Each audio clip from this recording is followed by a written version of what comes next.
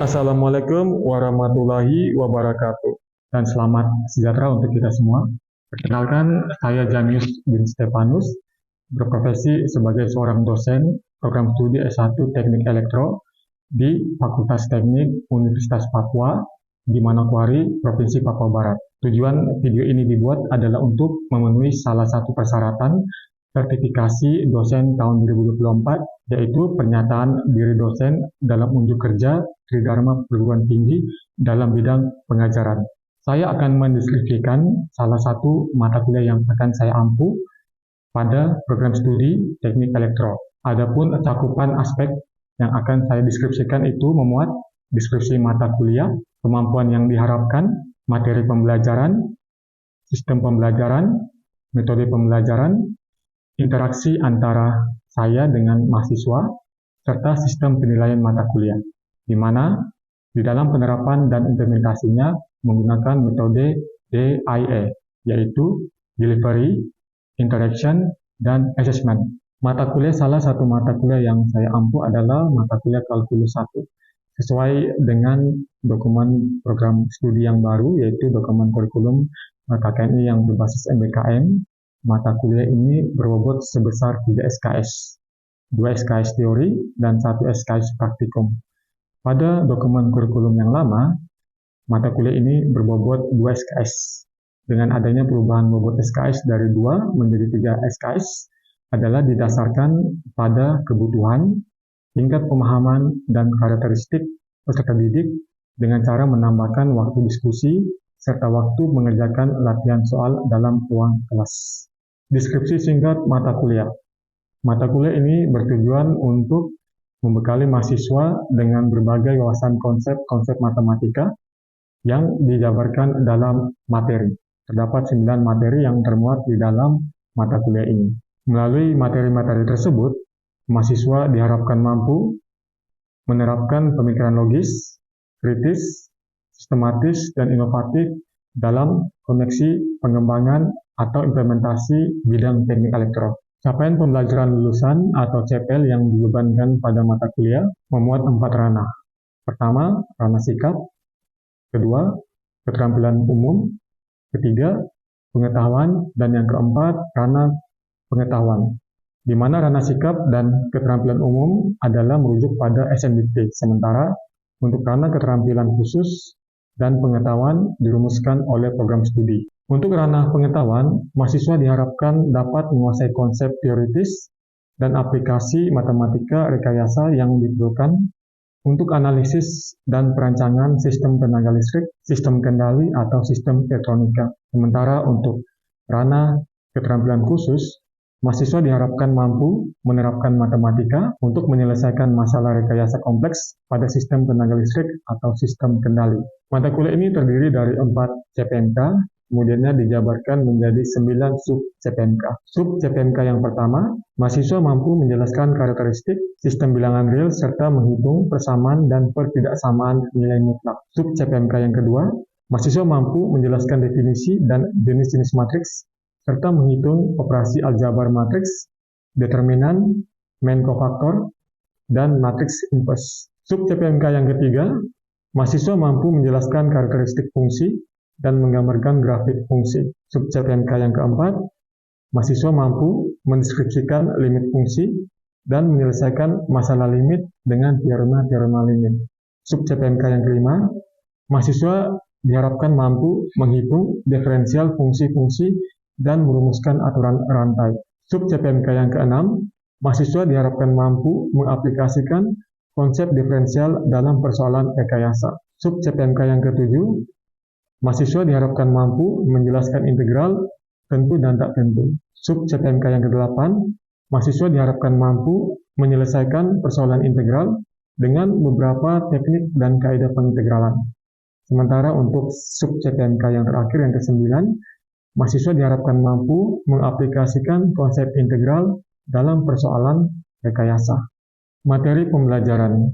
Materi pembelajaran pada mata kuliah Kalkulus 1 memuat 8 bab. Bab yang pertama, sistem bilangan real. Bab yang kedua, bab matriks.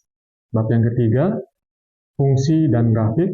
Bab yang keempat, limit dan kontinuitas fungsi.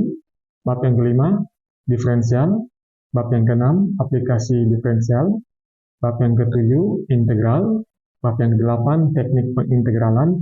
Dan bab yang kesembilan, aplikasi integral. Sistem pembelajaran terdiri dari dua metode. Metode yang pertama, metode sinkronus, dan metode yang kedua adalah metode asinkronus. Untuk metode sinkronus, dilaksanakan melalui tatap muka atau luring di dalam ruang kelas. Lalu untuk metode asinkronus, menggunakan media aplikasi grup WhatsApp sebagai sarana untuk berdiskusi dan berkomunikasi di ruang kelas. Untuk metode pembelajaran, saya menggunakan 4 jenis atau 4 metode. Yang pertama, cooperative learning. Yang kedua, discovery learning. Yang ketiga, case method. Dan yang keempat, project-based learning. Untuk sistem penilaian, terdapat 4 kriteria yang digunakan. Kriteria yang pertama, keaktifan dengan bobot sebesar 10%. Kriteria yang kedua, tugas dengan bobot sebesar 25%. Untuk tugas terbagi menjadi 2, tugas mandiri dan tugas kelompok. Untuk kriteria yang ketiga, ujian tengah semester atau UTS dengan bobot sebesar 30%. Dan yang terakhir, kriteria yang keempat, ujian akhir semester atau UAS dengan bobot sebesar 35%. Berikutnya saya akan paparkan cuplikan video tentang aktivitas proses belajar mengajar di dalam ruang kelas. Selamat menyaksikan. Assalamualaikum warahmatullahi wabarakatuh. Oke, selamat pagi, salam sejahtera untuk kita semua. Semua sehat? Sudah sarapan? Belum, ada yang belum? Oke, baik. Hari ini adalah pertemuan yang ke-14 ya, pertemuan yang ke-14. Jika mahasiswa semua masih ingat, adik-adik mahasiswa masih ingat, pada pertemuan yang pertama saya sudah memaparkan kontrak perkuliahan. Bahwa pada minggu ada pertemuan yang ke-14 dan ke-15 itu kita mempelajari tentang bab aplikasi integral. Tapi sebelum kita memulai aktivitas pembelajaran, hari ini kita awali dulu dengan doa. Oke?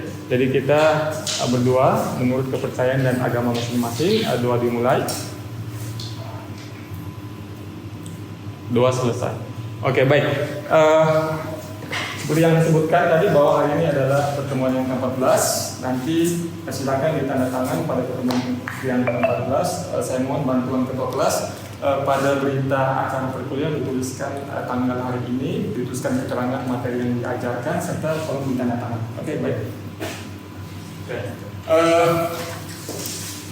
Di hadapan kalian ini saya tampilkan rekapitulasi tugas ya minggu lalu yang direkapitulasi di Google Form. Kalian bisa lihat di depan ini nama-nama, daftar nama yang sudah mengumpulkan tugas dan yang belum.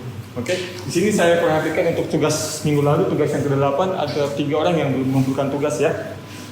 Ada Purnomo belum, kemudian Al-Akmal juga. Oke, kemudian Stefani juga belum ya.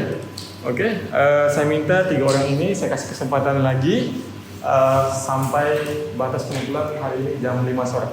Oke, bisa? Yang 3 orang tadi. Nanti saya akan kirimkan kembali link Google Form di grup PA. Oke, baik. Nah, kemudian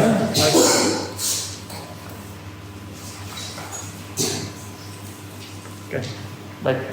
Materi hari ini adalah aplikasi integral. Aplikasi integral. Ada yang masih ingat minggu lalu kita pelajari bab apa? Ada yang masih ingat? Integral. Lalu kita pelajari tentang bab integral. Nah, sebelum membahas secara lebih spesifik, secara mendalam tentang aplikasi integral, saya ingatkan bahwa betapa pentingnya perlu untuk menguasai bab integral, bab terdahulu. Itu sebagai pengantar supaya kalian bisa lebih mudah mempelajari bab ini. Oke, nanti tolong dipelajari kembali kedua-dua file PPT, baik bab integral maupun aplikasi integral saya sudah share di grup WA ya, nanti tolong dibaca lagi. Oke, baik. Kita review sekilas ya materi integral. Saya minta mungkin Martin bisa sebutkan rumus integral fungsi pangkat. Disebutkan rumus integral fungsi pangkat, integral x pangkat n terhadap x. Rumusnya adalah 1 per n tambah 1 x. 1 per N tambah 1 x pangkat n tambah 1 pangkat n tambah 1 tambah tambah c. Oke, ini benar yang lain jawabannya? Nah, ini adalah persamaan atau rumus integral fungsi pangkat x pangkat n. Jadi jawabannya adalah 1 per n tambah 1 x pangkat n tambah 1 tambah c. Kenapa harus ada c? Karena ini adalah integral tak tentu. Oke, mungkin satu orang lagi bisa sebutkan rumusnya. Untuk rumus pertama ini jika koefisiennya adalah sama dengan 1. Bagaimana kalau koefisiennya tidak sama dengan 1? Misalkan sama dengan A. Ada yang bisa sebutkan? Gloria, coba sebutkan rumusnya. A per n ditambah 1 A per n ditambah 1 dikali x pangkat n ditambah 1 n tambah 1 c. ditambah c. Oke, benar rumusnya? Benar. Nah, jadi ini adalah rumus integral ax pangkat n untuk fungsi pangkat dengan koefisien tidak sama dengan 1. Oke, rumusnya adalah a per n tambah 1 x pangkat n tambah 1 ditambah c. Oke, kita lihat sekilas dua persamaan fungsi pangkat dengan koefisiennya sama dengan 1 dan tidak sama dengan 1. Oke. Kemudian masih ingat lagi minggu lalu saya sudah membahas menjelaskan terkait dengan jenis integral. Ada dua. Bisa sebutkan apa saja? Oke, integral tentu dan integral tak tentu. Bedanya kalau integral tentu ada batas atas dan batas bawah. Oke, baik. Nah, itu review sekilas ya tentang bab integral. Nah, sekarang kita masuk ke bab aplikasi integral. Aplikasi integral. Berbicara tentang aplikasi yang muncul dalam pikiran kita itu adalah bagaimana konsep-konsep integral itu dapat diimplementasikan dalam kehidupan sehari-hari. Oke. Nah, kalian bisa lihat slide ini. Aplikasi integral menghitung luas bidang data 2 dimensi, menghitung volume benda putar. Pada saat di SMA kalian sudah familiar ya dengan konsep ruang data dan ruang bangun ya. Kalian saya yakin sudah pelajari tentang rumus menghitung luas ya atau volume. Misalkan suatu persegi dengan sisi A dan B, oke. Rumus untuk menghitung luasnya adalah sama dengan A dikali B, betul ya? Oke. Suatu persegi dengan sisi A dan B, rumus untuk menghitung luasnya adalah A dikali B. Lalu untuk suatu segitiga bersudut tegak dengan sisi A dan B, rumus untuk menghitung luasnya adalah setengah A dikali B. Oke. Lalu untuk suatu lingkaran itu dengan jari-jari diberi notasi J, rumus untuk menghitung luasnya adalah J kuadrat. Oke, nah kalian bisa menyebutkan semua rumus baku untuk suatu bentuk berdua dimensi yang memiliki pola beraturan persegi, segitiga dan lingkaran. Nah, sekarang pertanyaan saya, apakah kalian bisa menghitung luas permukaan daun? Oke, anggaplah daunnya seperti ini ya, saya gambarkan. Oke. Perhatikan, apakah kalian bisa menentukan rumus untuk menghitung luas permukaan daun? Ada tidak rumus baku yang kalian ketahui? Tidak ada. Oke. Sekarang saya berikan contoh bentuk dua dimensi yang lainnya seperti ini. Apakah ada rumus baku yang dapat digunakan untuk menghitung luas bentuk sedemikian? Ada tidak? Tidak ada. Oke, tidak ada. Nah, artinya apa? Bahwa ada bentuk-bentuk data tertentu yang memang tidak memiliki persamaan waktu untuk menentukan luasnya.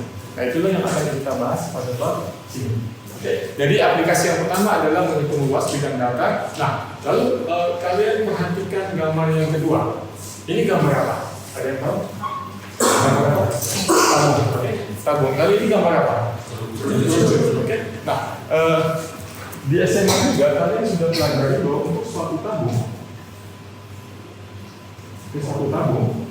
ya, dengan jari-jari alas dan alas bawah itu, jadi lalu tingginya misalkan T, Maka volumenya itu diberikan oleh rumus V sama dengan Pi pangkat 2 T Pi D kuadrat T. Oke, itu rumus untuk menghitung volume. Lalu bagaimana dengan suatu prinsip? Misalkan dari alasnya itu D, lalu ininya T. Maka rumus untuk menghitung volume adalah sama dengan 1/3 Pi pangkat 2 tinggi. Oke, nah kalian mengetahui bahwa untuk bentuk seperti tabung dan kerucut itu ada rumus baku yang digunakan. Betul ya?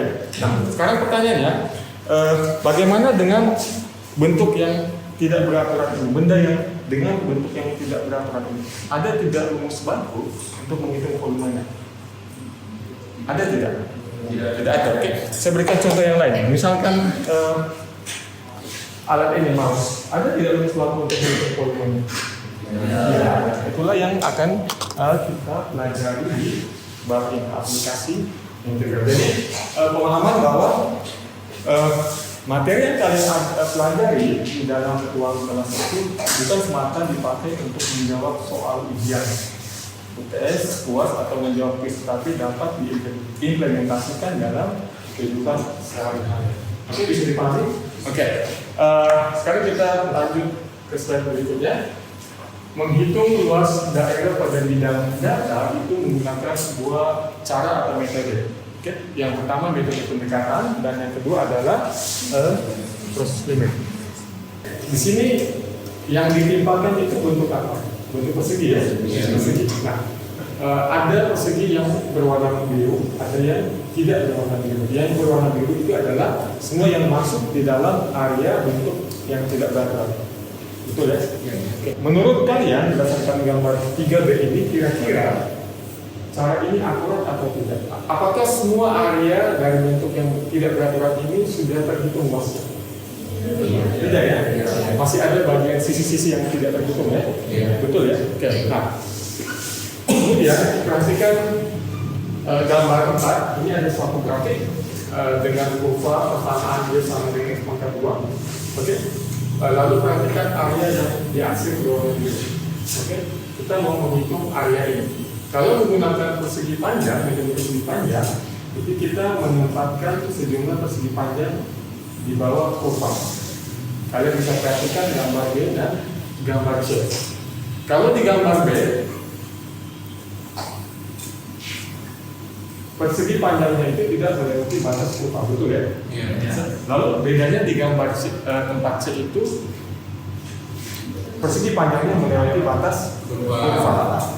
Nah, kira-kira apakah kedua cara ini, baik pada gambar tempat B dan gambar tempat C itu bisa menentukan luas di bawah kurva secara akurat? Bisa tidak?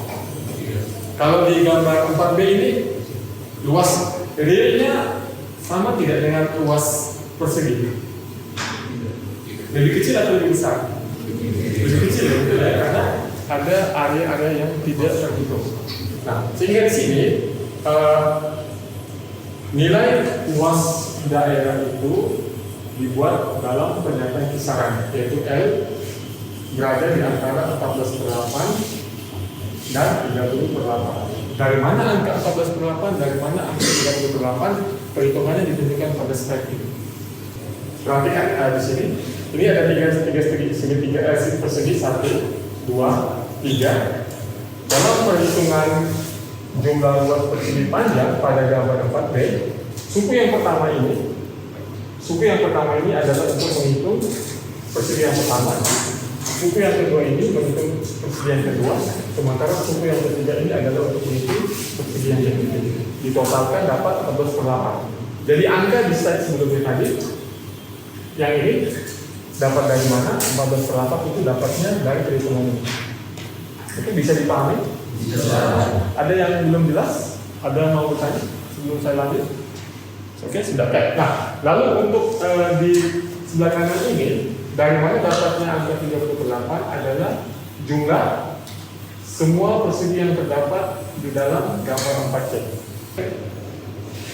Makanya di situ kenapa bisa ada angka 30/8. Tapi cara ini masih kurang akurat, betul ya, karena nilai luasnya berada dalam kisaran. bukan nilai yang natural. Nah, proses limit. Ya. Jadi untuk mengakalinya, jika lebar setiap persegi itu dibuat sekecil mungkin, maka apa yang muncul dalam pikiran kalian? Kalau lebar setiap persegi itu dibuat sekecil mungkin, yang ini, kira-kira area yang tidak tercover ini bisa di-cover tidak? Bisa. Oke. Bisa dipahami? Bisa. Jadi itu adalah penjelasan konsep dari integral ya. Nah, secara geometri, integral tentu dapat diartikan sebagai luas daerah di bawah kurva Y sama dengan fx pada interval A sampai B. Saya ulang. Secara geometri, integral tentu dapat diartikan sebagai luas daerah di bawah kurva Y sama dengan fx pada interval A sampai B. Jadi limit sama dengan luasnya itu diberikan oleh persamaan ini sama dengan limit sigma fx dikali dx. Fx dikali dx. Fx dikali dx itu apa? Fx itu adalah panjang persegi, dx itu adalah lebar persegi. Kan kita ketahui tadi bahwa untuk menghitung luas maka sisi panjang dikali sisi lebarnya. Oke. Pada persamaan ini tinggi kurva itu diberikan oleh persamaan fx, sementara lebarnya diberikan oleh persamaan delta x. Jadi fx dikali delta x. Kenapa ada simbol sigma? Saya kira saya sudah mengajarkan di bab limit ya. Ada yang tahu apa arti sigma? Adalah tadi ada yang sebutkan tadi ada perjumlahan. Oke. Kenapa kita menjumlahkan? Karena di sini kita menghitung jumlah luas dari setiap persegi. Menghitung jumlah luas dari setiap persegi sehingga kita menggunakan notasi sigma. Karena kalau kita tidak menggunakan notasi sigma berarti kan jumlah notasi yang harus dituliskan sangat banyak, betul ya? Oke, bisa dipahami? Oke, rumusnya ini. Oke. Nah, kemudian sekarang kita lanjut ke slide ini menghitung luas bidang datar. Jadi sesuai dengan kontrak perkuliahan mata kuliah ini 2 minggu ya kita laksanakan dalam 2 minggu. Minggu pertama minggu ini kita pelajari tentang luas, minggu depan kita pelajari tentang volume. Oke. Untuk menghitung luas itu terbagi lagi. Yang pertama luas daerah yang dibatasi kurva dan sumbu x dari x sama dengan a hingga x sama dengan b. B. Luas daerah yang dibatasi kurva y sama dengan fx dan kurva y sama dengan x dari x sama dengan a hingga x sama dengan b.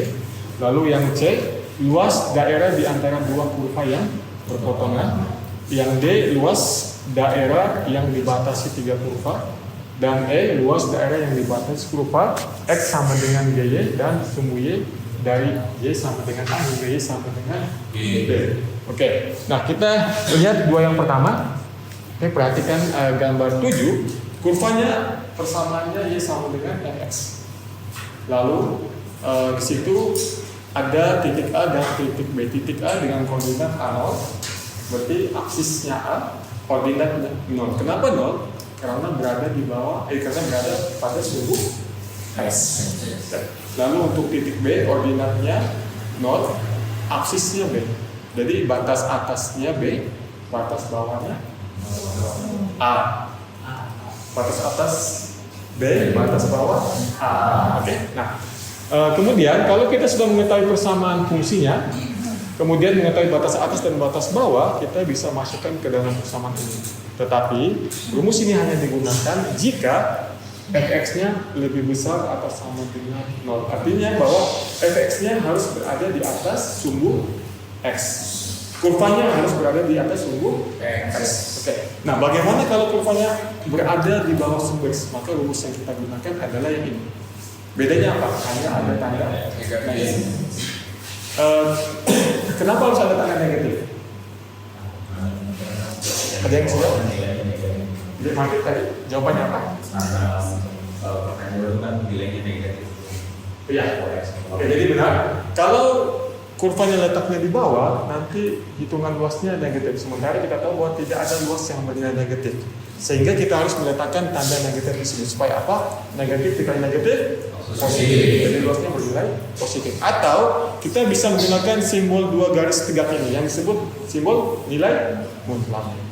Oke, bisa dipahami rumusnya kurang lebih sama dengan yang A tadi, kecuali diletakkan tanda negatif. Oke. Kemudian ini contoh soal, saya kira kalian bisa lihat di file yang saya sudah bagikan minggu lalu ya, nanti tolong dipelajari lagi. Oke, sekarang yang C, ini juga contoh soal. Ini contoh soal. Ini contoh soal. Nah ini gambar 13. Di situ perhatikan berapa kurva yang muncul?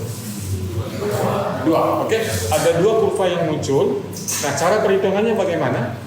Gunakan rumus ini. Berarti kurva yang di atas dikurangi kurva yang di bawah. Oke, kurva yang di atas dikurangi kurva yang di bawah. Batas atas, batas bawahnya sama atau tidak? Sama. Karena kita menghitung area yang diaksir. Oke, bisa dipahami? Bisa. Oke. Kemudian yang ini contoh soal kalian bisa lihat ya di slide ini sudah dijelaskan step by step ya penyelesaiannya, nanti kalian bisa lihat. Kemudian berikutnya ini ada tugas, oke? Ada 4 nomor. Ini tugas yang pertama, tugas yang kedua, tugas yang ketiga, dan tugas keempat. Kalian bisa lihat di materi yang saya berikan. Nanti kalian dikerjakan, dikumpul minggu depan. Kira-kira batasnya sampai kapan? Senin ya? Senin jam berapa? 9 atau jam 8? 9 pagi? Oke, dikumpul jam 9 malam ya. Jadi sekali lagi saya ulang, untuk 3 nomor tugas ini dikumpul hari Senin minggu depan, batas pengumpulan jam 9 malam ya.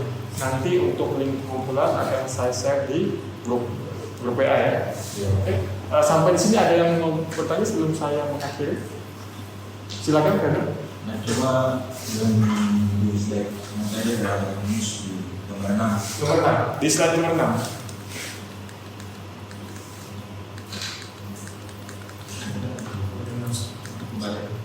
Yang mana? Yang ini? Gambar 6. Oke, gambar 6 ya. Yang ini. Oke, nah. Di gambar 6 ini ada kaitannya dengan grafik gambar sebelumnya ya. Kalau kita lihat di gambar sebelumnya yang ini, oke, jika persegi memiliki lebar yang agak besar, nanti akan muncul area yang tidak tercover atau area yang melewati batas kurva. Oke, sehingga nanti nilai hitungan luasnya itu tidak akurat, berada dalam kisaran. Jadi bagaimana mengakalinya? Maka kita harus memperkecil ukuran persegi. Dari setiap ukuran persegi itu diperkecil, maka area-area ini dapat tercover. Kita meminimalkan ketidakakuratan. Bisa dipahami? Runner ya? Bisa dipahami? Oke. Oke, ada lagi yang bertanya sebelum saya akhiri? Sudah ya? Sudah, oke, baik. Sekali lagi saya ingatkan, tolong dipelajari materinya kembali, karena minggu depan pertemuan yang ke-15, setelah itu kita laksanakan UAS ya. Jadi mulai dari sekarang sudah harus mulai start belajar ya. Oke, kalau tidak ada lagi saya kira cukup ya. Terima kasih atas perhatian semua, selamat pagi. Demikian deskripsi terkait dengan salah satu mata kuliah yang saya ampu di program studi S1 Teknik Elektro, beserta cuplikan video aktivitas pembelajaran di dalam ruang kelas. Mohon maaf apabila terdapat kekurangan.